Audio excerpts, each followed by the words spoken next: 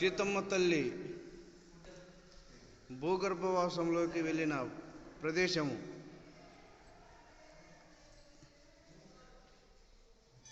సీతామడి అనే క్షేత్రం ఇది. అమ్మవారు ఈ ప్లేస్లో భూగర్భ జలంలోకి వెళ్ళిపోయింది.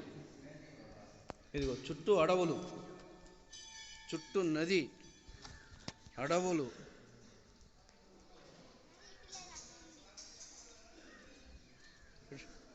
చూడేవా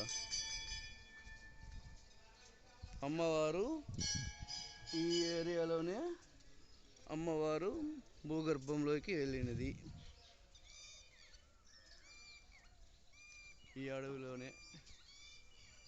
ఇది నది, కాకపోతే నదిలో నీళ్లు లేవు, ప్రస్తుతానికి ఎండిపోతుంది.